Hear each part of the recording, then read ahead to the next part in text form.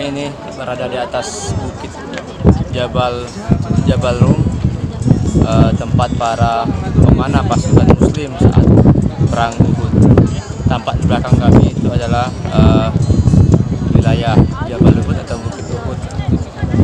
Seperti yang kita lihat dari atas, nampak para makam syuhada. Salah satunya yaitu paman Nabi Hamzah dimakamkan di pemakaman Uhud. Assalamualaikum warahmatullahi wabarakatuh.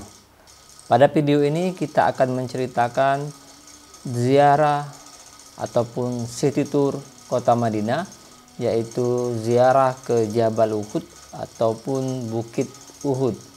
Bagi teman-teman yang belum subscribe channel kami, tolong bantu dengan cara like, share, and subscribe channel kami sehingga kami selalu bersemangat untuk membuat video dan konten-konten yang menarik.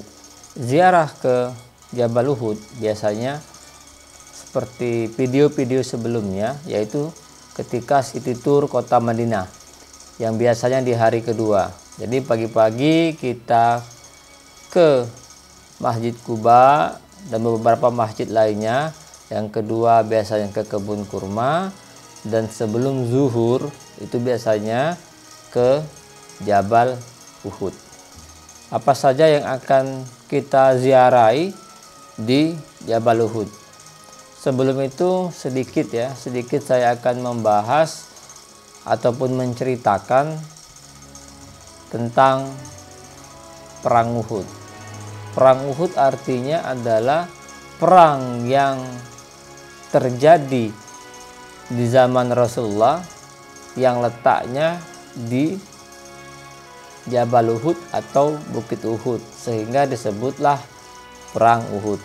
Perang ini terjadi di tahun ketiga Hijriah, 3 tahun Rasulullah hijrah di kota Madinah. Perang Uhud adalah perang kelanjutan ataupun perang balas dendam oleh para kafir Quraisy setelah kekalahan mereka di perang Badar, yaitu di tahun kedua Hijriah. Ini yang menarik dari perang-perang awal, baik perang Badar maupun perang Uhud ini, bisa terlihat dari jumlah pasukan. Jumlah pasukan Muslim saat itu kurang lebih 1.000 pasukan, sedangkan jumlah pasukan kafir Quraisy itu sekitar 3.000 lebih pasukan. Dan dari kubu pasukan Muslim, dari kubu Rasulullah SAW, adanya konflik internal, sehingga beberapa menghasut kalau tidak salah itu Abdullah bin Ubail menghasut pasukan-pasukan Muslim. Kalau tidak salah 300 pasukan yang munafik itu membailout dan tidak ikut perang, sehingga pada saat itu 700 pasukan Muslim melawan kurang lebih 3.000 pasukan kafir Quraisy, yang salah satu misi besarnya yaitu ingin membalas dendam atas kekalahan di perang Badar, yang banyak sekali dari kafir Quraisy meninggal sehingga pasukan kafir Quraisy saat itu menggerakkan seluruh potensi yang ada. Para petinggi-petinggi kafir Quraisy turun untuk ikut perang, dan salah satunya yang legendaris lah bisa dikatakan sebelum masuk Islam, yaitu Khalid bin Walid. Sebelum masuk Islam, dia adalah barisan kafir Quraisy ketika di perang Uhud. Di perang Uhud ini ada hal yang menarik tetap saja strategi perang Rasulullah SAW itu dahsyat gitu. Sekitar 50 orang pemanah dari pasukan Muslim, Rasulullah perintahkan untuk berada di atas Bukit Rumat. di atas bukit para pemanah-pemanah. Yang mana Rasulullah SAW, jangan instruksi Rasulullah ya. Instruksi Rasulullah, jangan pernah turun dari bukit ya, bukit pemanah itu.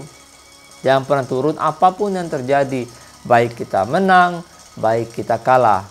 Karena itu adalah pertahanan benteng umat muslim, pasukan umat muslim ketika perang itu. Itu strategi pertama. Strategi kedua, dari atas bukit itu berlawanan dengan cahaya matahari. Jadi para kafir Quraisy ketika berperang, ketika berhadap-hadapan, itu mengalami kendala silau, backlight ya. Jadi pasukan yang dari atas bukit itu nggak kelihatan, para pemanah itu nggak kelihatan karena arah matahari ada di belakang bukit ya. Sehingga silaulah pasukan kafir Quraisy. Di episode pertama pasukan muslim menang. Di episode pertama pasukan muslim menang. Sempat pasukan kafir Quraisy itu porak-poranda dan mundur. Tapi ada hal yang menarik di sini. Di sini letak kejelian dari Khalid bin Walid ya. Ketika dia melihat peluang, dia lihat bagaimana reaksi pasukan muslim saat itu ketika melihat rampasan perang, ghanimah. Ada beberapa prajurit pasukan pemanah turun gitu. Turun untuk ikut mengambil rampasan perang. Nah, peluang inilah yang dibaca oleh Khalid bin Walid. Khalid bin Walid dengan pasukan kudanya langsung berbelok menyerang dari sisi samping sehingga benteng pertahanan muslim jebol. Seluruh pasukan porak-poranda. Pada saat itu Walsi yang diutus ataupun ikut sayembara yang dijanjikan oleh Hindun. Barang siapa yang bisa membunuh Hamzah bin Abdul Muthalib, akan saya bebaskan dari perbudakan, akan saya berikan harta yang banyak ya. Sehingga saat itu Walsi dengan tombaknya berhasil menghantam ke dada Hamzah bin Abdul Muthalib, paman Rasulullah SAW. Sehingga di perang Uhud banyak sekali para sahabat ya, yang syahid, syuhada Uhud, yang syahid ketika perang Uhud. Mus'ab bin Umair yang waktu itu dia menjadi salah satu pemimpin pemanah di atas bukit, itu pun syahid gitu. Jadi banyak sekali para sahabat ya, yang syahid di perang Uhud. Jadi sahabat sekalian, itu secara singkat peristiwa perang Uhud. Nanti di lain kesempatan di video-video berikutnya atau pas ketika saya umroh, nanti kita bercerita banyak lagi tentang perang Uhud ini. Jadi di kompleks Bukit Uhud itu adanya yang akan kita ziarahi nanti, yaitu pemakaman para syuhada Uhud ya. Yang tadi ya adanya Hamzah paman Nabi, adanya Mus'ab bin Umair, adanya Abdullah bin Jubair. Itu banyak sekali, sekitar 70 ya, sekitar 70 syuhada Uhud ya, yang dimakamkan di sekitar 66 dari Ansor dan 4 dari Muhajirin. Tentunya ini menjadi kesedihan ya, kesedihan Rasulullah. Bahkan Rasulullah sendiri dikabarkan meninggal di dalam perang Uhud. Di dalam perang Uhud Rasulullah kehilangan paman yang melindungi, paman yang berjuang ya, yaitu Hamzah bin Abdul Muthalib. Dan paling menyedihkan lagi, tubuh dari Hamzah itu disobek karena hatinya dan jantung ingin dimakan oleh Hindun sebagai niat ketika Hamzah meninggal, dia akan memakan hati ataupun jantung dari Hamzah. Ini yang menarik ya. Ketika kita flashback ke masa lalu, ini adalah di Bukit Uhud ini, di Jabal Uhud ini adalah momen kesedihan, momen kekalahan Rasulullah SAW ketika perang Uhud. Dan hikmahnya yang bisa kita ambil ketika ziarah ke sana, pada tahun 2013 terjadi banjir besar, banjir bandang di kota Madinah, terkhususnya di wilayah Jabal Uhud, sehingga makam para syuhada itu banjir dan beberapa pemakaman yang jenazahnya keluar dan berpindah posisi gitu kan. Sehingga waktu itu gubernur Madinah itu mengundang para ulama untuk meminta pendapat maupun fatwa untuk memindahkan ataupun mengembalikan posisi-posisi para jasad syuhada Uhud. Ini yang menarik. Ada salah satu jenazah ya, ketika diangkat ya, ketika dipindahkan itu darahnya masih mengalir segar. Jadi darahnya masih mengalir segar. Inilah yang, ibroh yang bisa kita ambil, hikmah yang kita bisa ambil, bahwa para syuhada, orang-orang yang syahid dan meninggal di jalan Allah, sesungguhnya mereka tidak mati, mereka hidup di dalam kubur, mereka merasa kenikmatan di dalam kubur. Nah, oleh karena itu, melihat dari jenazah itu, para ulama sepakat bahwa itu Hamzah, paman Rasulullah.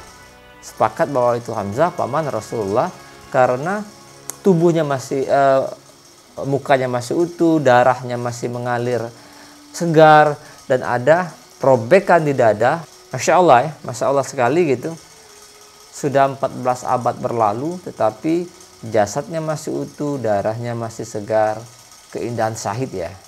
Dan ini kita sebagai generasi sekarang bisa mengambil hikmah, kebenaran apa yang telah disampaikan oleh Rasulullah SAW.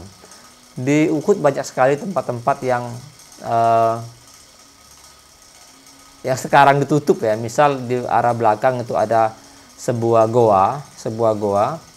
Kalau nggak salah 2009 itu sudah ditutup ya. 2009 ya. Iya, 2009 sudah ditutup. Karena khawatir para perziarah, para kaum muslimin yang datang situ nanti syirik ya. Karena di dalam gua itu menurut cerita itu wangi sekali gitu.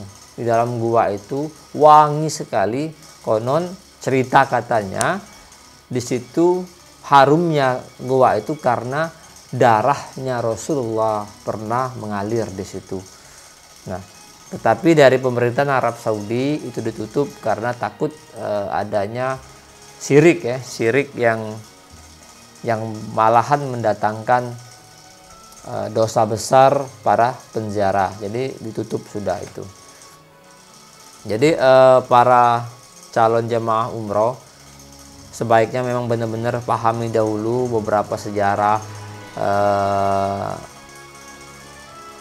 tempat-tempat yang akan dikunjungi, karena saya pernah ketika pertama kali datang ke Uhud, karena waktu itu ada sebuah kejadian yang tidak di luar rencana, mungkin di luar rencana dari travel yang kami ikuti, sehingga di mobil kami nggak ada pembimbing. Jadi di mobil kami itu nggak ada yang menjelaskan, sehingga tidak tahu cerita tentang perang Uhud, kecuali memang pernah belajar sebelumnya, pernah baca sebelumnya. Jadi banyak sekali jemaah yang bingung ngapain kita ke tempat gersang ini, panas ini gitu. Bahkan ada jemaah yang bilang, emangnya di sini ada jual apa sih gitu. Jadi sayang sekali gitu.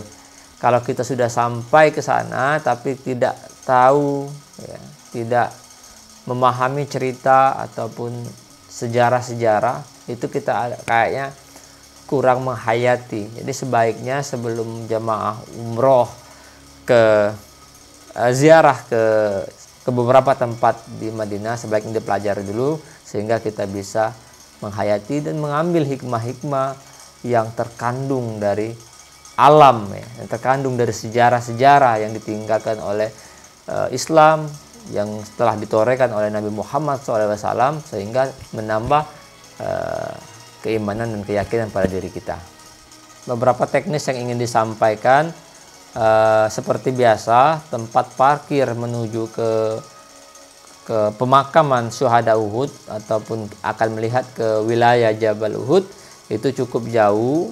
Jadi silakan nanti fisik disiapkan. Yang pertama, yang kedua tetap diingat tempat parkir di mana. Yang ketiga, silakan selalu bersama, jangan sendiri-sendiri. Yang keempat, fokuslah ke tujuan kita, ingin ziarah, jangan tergoda dari banyak nanti orang yang berjualan di situ oleh-oleh, ya. Walaupun mau beli, silakan dulu fokus ke tujuan utama untuk berziarah. Dan setelah itu ketika berziarah tetap gunakan adab-adab ketika berziarah. Jangan meminta dan meyakini bahwa berdoa di situ bisa mustajab ataupun apa, ya. Hindari itu. Tetap kita berdoa kepada Allah Subhanahu wa taala, berdoa yang menghadap ke kiblat gitu. Ketika ziarah, ya, ucapan salam, assalamualaikum ya sayyida syuhada, assalamualaikum ya asadullah wa asadda rasulullah, assalamualaikum amman nabi Hamzah ibnu Abdul Muttalib. Dan kita pelajari dan kita hayati sejarah-sejarahnya, kita ambil hikmah dan ibroh yang tertanam di dalam perang ini gitu. Insya Allah menambah keimanan dan ketakwaan kita kepada Allah Subhanahu wa taala, dan semakin menguatkan kerinduan kita kepada baginda Muhammad Sallallahu Alaihi Wasallam. Semoga video ini bermanfaat. Sekali lagi jangan lupa subscribe channel kami di Rian Gazin. Wassalamualaikum warahmatullahi wabarakatuh.